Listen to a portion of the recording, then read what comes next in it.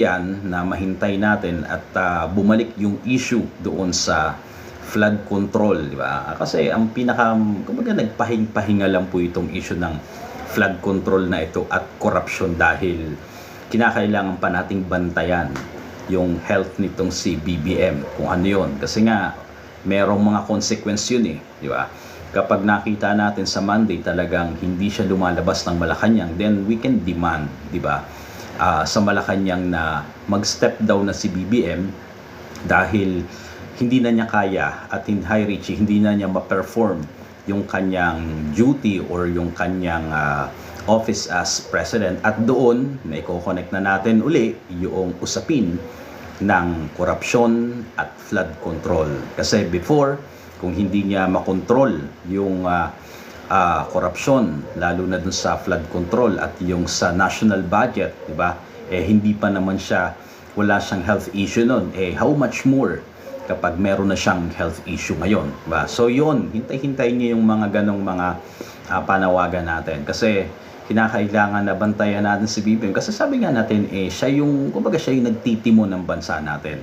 Sa ekonomiya, sa turismo, di ba? Sa pagkuha ng mga investments, di ba?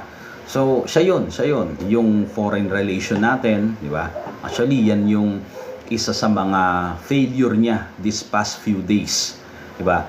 Yung foreign relation, lalo na pag-uusapan ay sa China, na tila hindi niya na-control itong mga tao niya sa gobyerno na nagkaroon ng, sabi nga hindi magandang resulta between the Philippine government and Chinese government, di ba?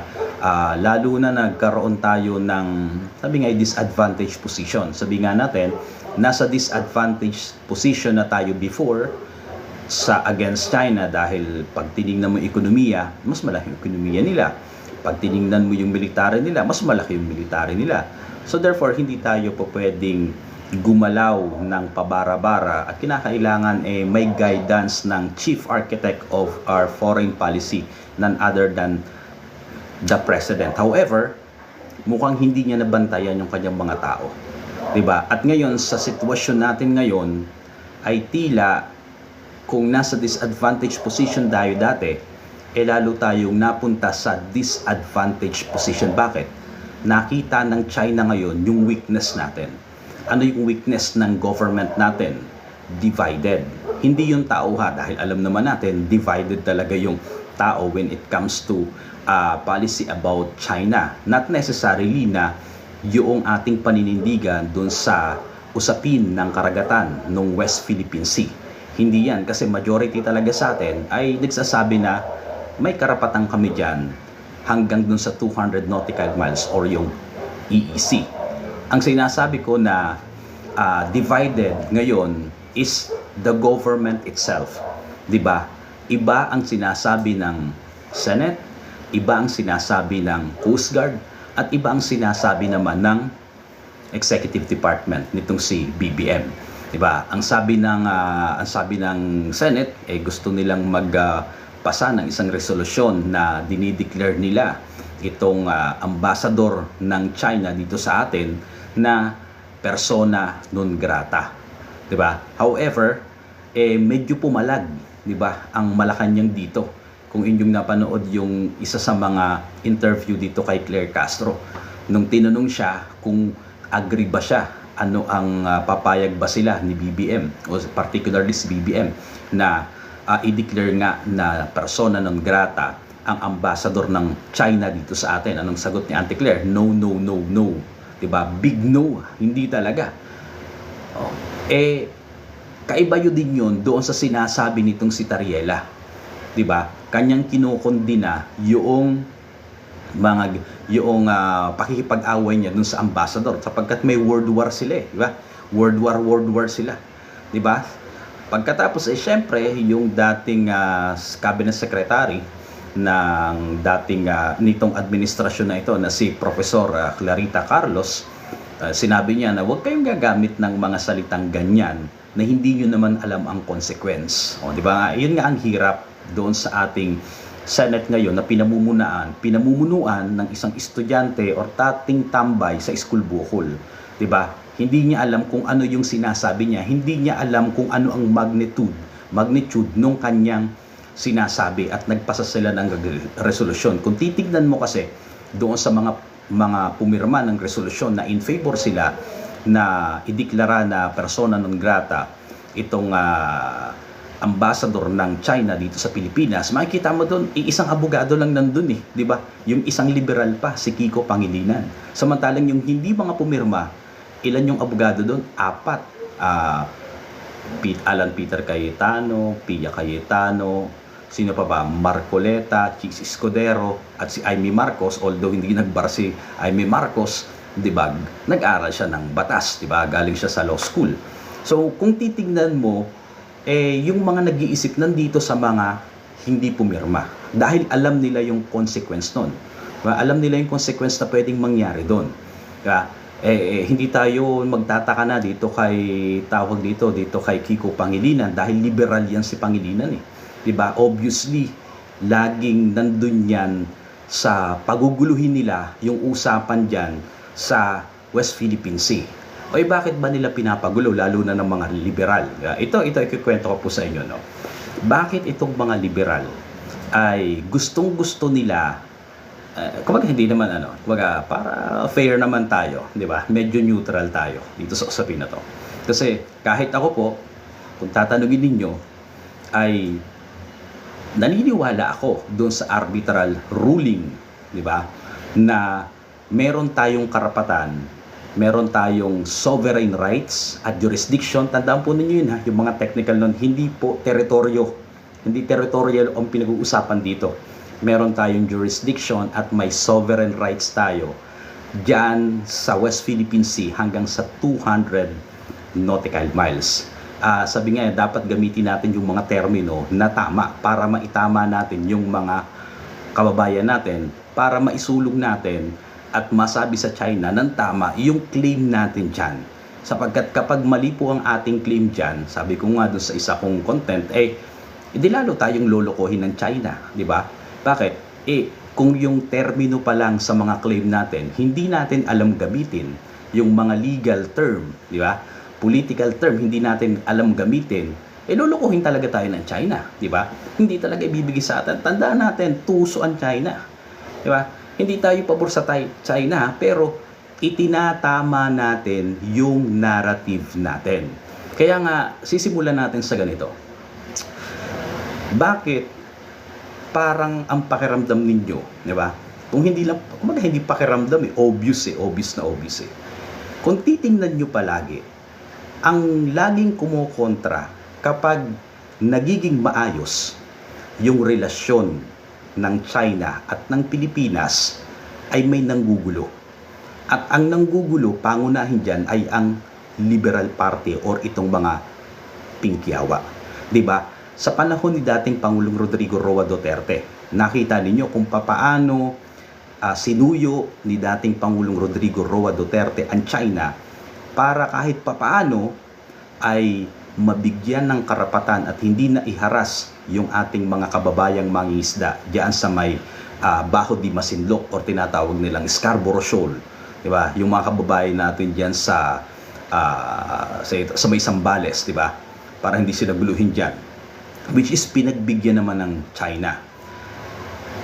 Ginugulo, kumbaga gumagawa sila ng mga black propaganda against Duterte na andyan daw si Duterte ay tuta ng China, may ibinenta daw si Duterte na isla, di ba? Meron daw gentleman's agreement between Chinese government and the Philippine government, di ba? Alam nila yung diskarte ni Duterte. Kaya lang, tinitwist nila. Bakit? Sa panahon ni Duterte, nang magkaroon ng kasunduan, di ba? Sabihin na natin given, di ba? Kahit hindi natin confirm hindi natin confirm kung may gentleman's agreement nga ba talaga diyan. Pero the mere fact na yung mga kababayan nating mangingisda na lalo na yung mga taga Zambales, di ba? Mga taga Zambales ay nakapangisda ng maayos diyan at hindi na sila itinataboy, di ba? Hindi na sila itinataboy. Iyon ay isang kahayagan na nagiging effective yung ginagawa ni dating Pangulong Duterte na suyuin ang China. Bakit niya dapat suyuin? Tayo nga, favorable nga sa atin yung tinatawag na arbitral ruling, ba't natin susuyuin? Di ba? Diskarte yon dahil alam naman natin, wala pong magi-implement or magi-enforce nung ruling ng International Tribunal. Diba? Wala namang international police na pupunta sa China, hoy, kilalanin mo to. Diba? Hoy, umalis kayo dyan, huwag kayong pumunta dyan. So therefore, it's up to the government of the Philippines na i-enforce yung arbitral ruling, diba? Na kinakailangan na ma-enforce mo yun sa against China. At alam yun ng mga liberal, diba? Kahit hindi mo i-enforce at sabihin sa mukaan, harap-harapan kay Xi Jinping, na hoy Xi Jinping sa amin yan, hoy Xi Jinping meron kaming jurisdiction dyan, hoy Xi Jinping meron kaming sovereign rights dyan, the mere fact na unti-unti mong nakukuha yun, hindi mo na kailangan ng papel. Diba? Hindi mo na kailangan ng papel dahil kapag yung papel ang hinampas mo sa muka ng mga inchik, definitely ayaw nila yan. Bakit? May ego kami. Puta, napakalaki naming bansa. Napakaunlad ng aming ekonomiya. Advanced ang technology namin pagdating sa, sabi nga sa kasundaluhan, armed forces. Advanced kami. At mas marami kami na sundalo compare sa inyo. Tapos ihampas mo sa mukha namin yan. So definitely, that kind of strategy, hindi siya, sabi nga magwo-work, di ba? Hindi siya magiging applicable. Hindi gagalaw 'yon. It will not be an effective strategy kung ginanon yun ni Duterte. However, anong ginawa niya? Hindi medyo inuto-uto niya. Di ba? Parang ganito lang yan di ba? Parang nanliligaw ka sa babae, di ba?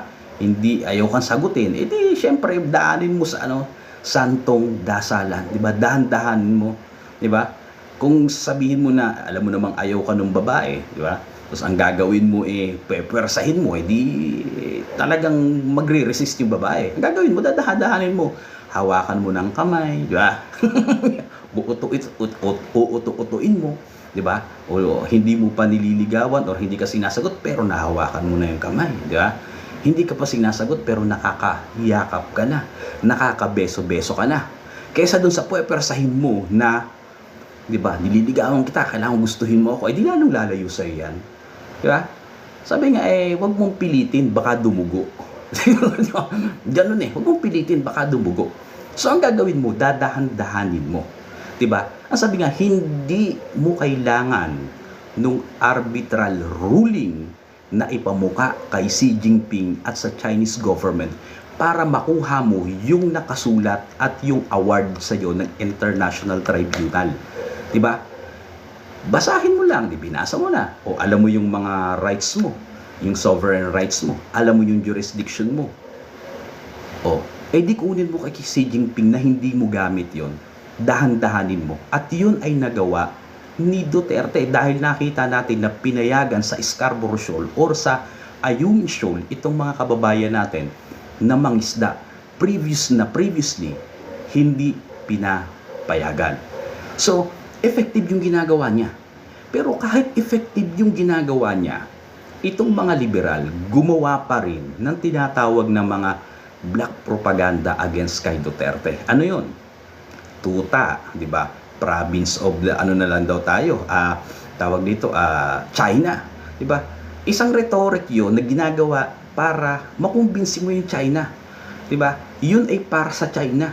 Pero it doesn't mean na magiging probinsya tayo ng China para makuha mo lang yung loob niya. Hi, Samkis. Diba? Kukunin mo lang yung loob ng Chinese. Diba? Parang nangako ka sa babae. Diba? Ano yung, para makuha mo yung babae at ma-check-in mo. Pag sinabi ng babae na, papakasalan mo ba ako? Di ba sasabihin mo, oo, papakasalan kita. Binabayo mo na, papakasalan. Pero pagkatapos mo, bata, bahala ka, black ka na sa akin. Nakuha mo yung gusto mo. Sa pangako na hindi mo din naman tutuparin. Bakit?